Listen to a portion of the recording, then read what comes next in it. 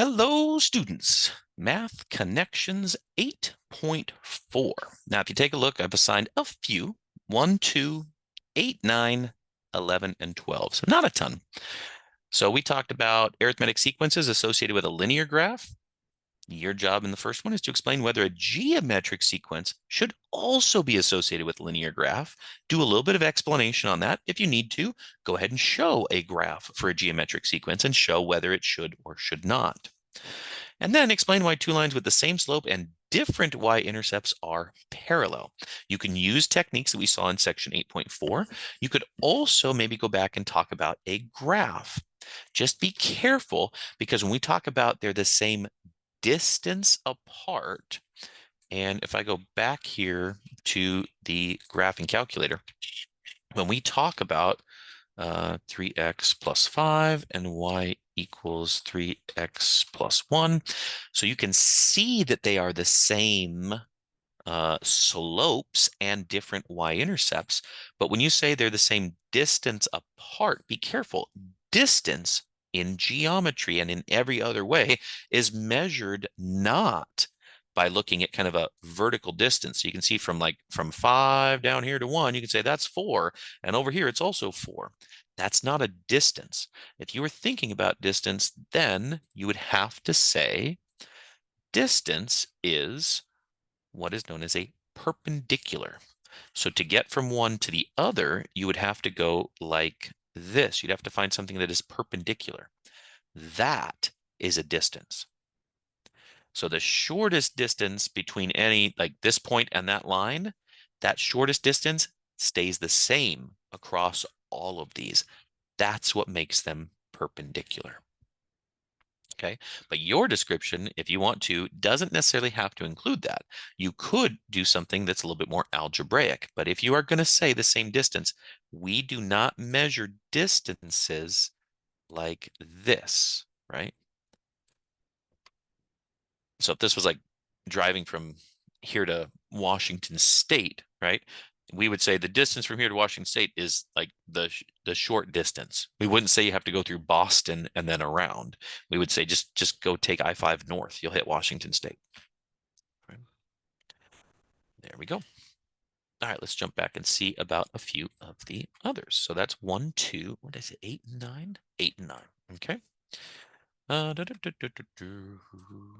Not that these other ones are bad, they just didn't seem to have like a good connection or the strong enough connection, at least in my mind. So 8, 9, was 8 and 9?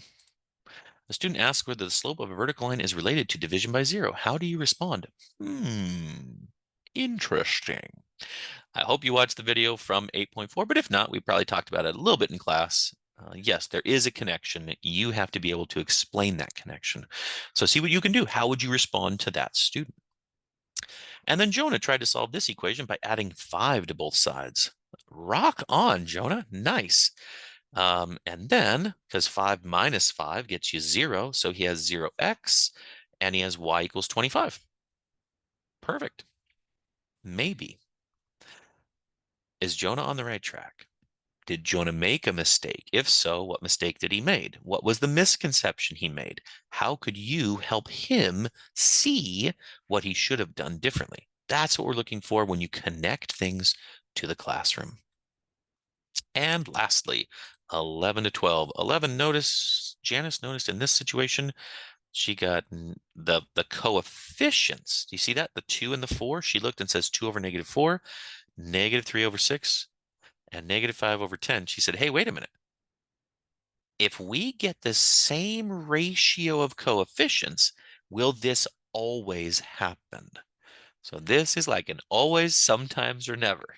And I know you all love those, but I'm going to keep asking them because I think they really do push you to understand something much more completely. So look at this. You have a situation like this. She said it has infinitely many solutions, which means it is in fact the same line. The question is, can you generalize that and say, will this always happen? So that's number 11.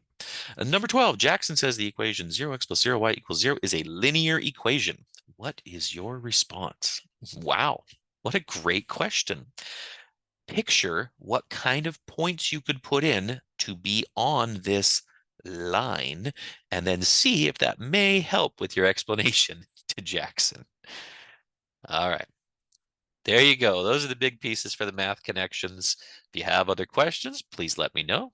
I can meet you up on campus in the STEM Learning Center in my office. We can stick around after class for a little bit, at least one day a week, because it seems like there is a class coming in on Wednesdays. But otherwise, I can also meet you on Zoom, or I can do a video very specifically just for you. And oh, I should show that. You can see other videos in our course by going to miracosta.edu. Let's see here and go up to Canvas. And when you get into Canvas, I got to sign in again. God, I got to sign in every minute of the day, it seems. Okay, thank you. Yes, it's still me. I'm already signed in, but here we go. Thank you. And then click on our class. And what you can do is you can see when I make a video that is specifically about our class, I'll post it in the video box. So check out Scott's videos. Again, all the videos are located here. You'll have section 8.4. The video I made here will be here. The math connections one will be made. And so you can see right up here, there was a request from a student on section 8.1. So I covered the homework question, number 4, parts B and D, number 13, and the mathematical connections 2B. So if you have questions, I will make a video for you, or I can meet with you in person. You might find it more helpful to be meeting in person or in Zoom, where we can record the session and then you can still ask questions back and forth. It doesn't feel like you have to be jotting everything down because it will be recorded and you can go back and check it later if you still have other questions. And then don't forget over here, links to Scott's Solutions. If you click on that one, when I make solutions, I will post them here. So we had our day 1 activity, and I will post the full key here as well as homework keys after they are due. So you can go back and check those out. And we are coming up to the appendix. If you want to check out the appendix, you can click here on the appendix piece. You can also click on it in the homework list. And I think, where else did I post it? I tried to post it in as many places as I thought would be helpful. Here it is right here. So you can click it there. So it's in many places. So hopefully you don't miss it. Let me know if you have questions. I'll be here. My goal is to support you, get you through this class with a much deeper understanding and way more confidence in math than you had before. All right, off you go.